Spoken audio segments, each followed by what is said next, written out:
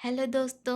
Silent कॉन्क्यूबाइन के 7वें episode में तुम्हारा स्वागत है। तो चलो शुरू करते हैं। प्रिंस ने शेन्यू को अपनी गोद में उठा लिया था ताकि उसे ठंड ना लगे। इतना करके भी प्रिंस सेटिस्फाइड नहीं था। उसे शेन्यू से और भी कुछ चाहिए था। इन्हें इस तरह देखकर प्रिंस डायरो तिलमिला उठती है। वो कहती है, लगता है कि चालाक लोमड़ी बहलाने के काम में बहुत अच्छी है। तभी प्रिंस कहता है, ओह तुम आ गई, तो चलो शुरू करते हैं। प्रिंसेस डायरो के पीछे चैन से बंधी हुई एक सर्वेंट को ऊपर खींचा जाता है।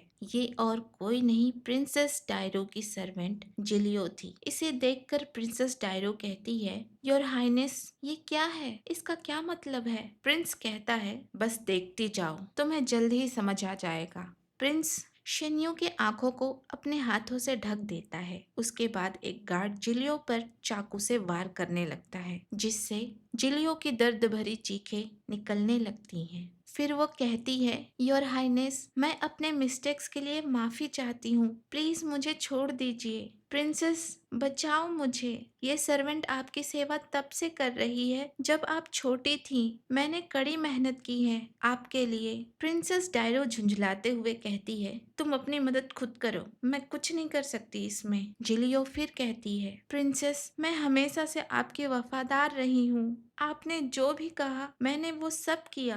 अब आप मेरे साथ ऐसा नहीं कर सकती।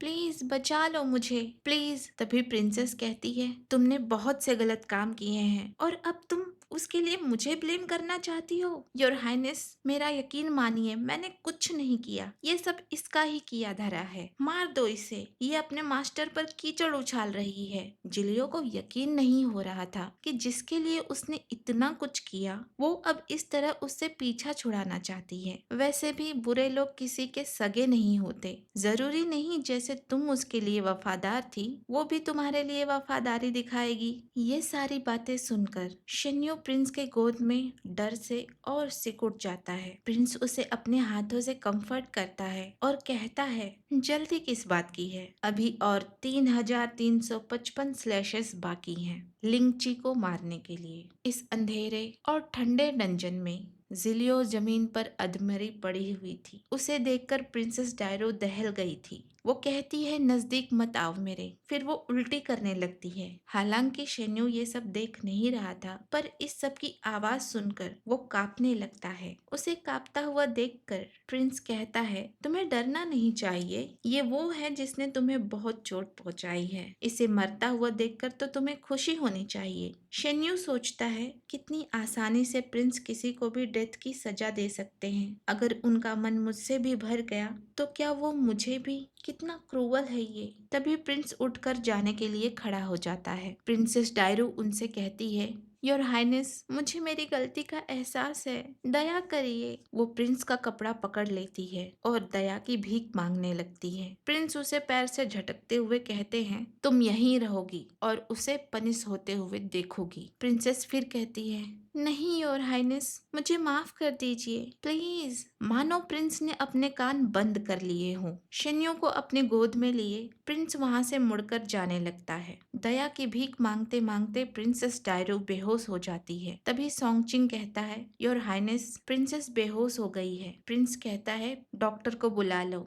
यहाँ पर मुझे एक बात समझ नहीं आई कि प्रिंस ने डायरो को कोई पनिशमेंट क्यों नहीं दिया, जबकि इन सबके पीछे प्रिंसेस डायरो का हाथ है। आप लोग बता सकते हैं कि क्या वजह होगी? कमेंट में बताना। तो कहानी में आगे चलते हैं। लगता है प्रिंसेस डायरो को गहरा झटका लगा है। बेड पर पड़े पड़े वो अब भी सर्वेंट को ही ब्लेम कर रही हैं। आंखें मूंदे ही वो कहती है, मैंने कुछ भी नहीं किया, ये सब उसी चुड़ैल की गलती है। इतना बोलते हुए वो अचानक उठ जाती है। डॉक्टर को पकड़कर कहती है, वहाँ एक भूत है। डॉक्टर सोचता है, फिलहाल अभी तो भूत जैसी तुम ही दिख रही हो। फिर वो कहता है, प्रिंसेस कंसर्ट, आपने कहाँ भूत देख लिया, वो भी दिन के उजाले में? क्या मैं भूत जैसा दिख रहा हूँ? प्रिंसेस डायरो कहती है, तुम तो बैड ओमेन जैसे हो, तुम्हारी गलती है। अगर एक बार वो प्रेग्नेंट हो गई और उसने बच्चा दे दिया तो इस घर में मेरी कोई जगह नहीं रहेगी। तभी डॉक्टर कहता है, मैं भले ही अपने काम में बहुत माहिर हूँ,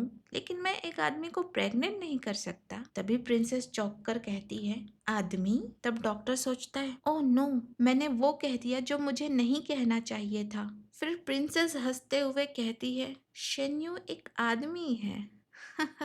एक आदमी। दूसरी ओर प्रिंस अपना काम कर रहा था। शेन्यू उसे लेटे हुए देख रहा था। तभी प्रिंस कहता है, अगर तुम नहीं सो सकते तो आओ मुझे सर्व करो। शेन्यू उठकर प्रिंस के पास जाने लगता है। प्रिंस कहता है, मेरा मतलब था मेरे लिए इंक बनाओ। वैसे तुम चाहो तो हम कुछ अलग कर सकते हैं। शेन्यू हाथों से नहीं का जेस्चर बनाता है। ये देखकर प्रिंस थोड़ा डिसअपॉइंट हो जाता है। वो उसे अपनी गोद में बिठा लेता है और पूछता है, क्या तुम्हें पढ़ना आता है? शेन्यू सोचने लगता है कि उसके माँ के पास इतने ही पैसे थे कि वो उन दोनों का पेट पाल सके। उसके पास शेन्यू को स्कूल भेजने के लिए पैसे नहीं थे। शेन्यू ना में मुंडी हिलाकर जवाब देता है। तब प्रिंस कहता है, मैं तुम्हें सिखाऊंगा। तो दोस्तों, आज की कहानी बस यहीं तक। कहानी में कुछ ऊंच नीच हो तो ज़रूर पॉइंट आउट करना और कमेंट में बताना। मैं ज़रूर इसमें और सुधार करने की कोशिश करूंगी। कहानी अच्छी लगे तो लाइक करना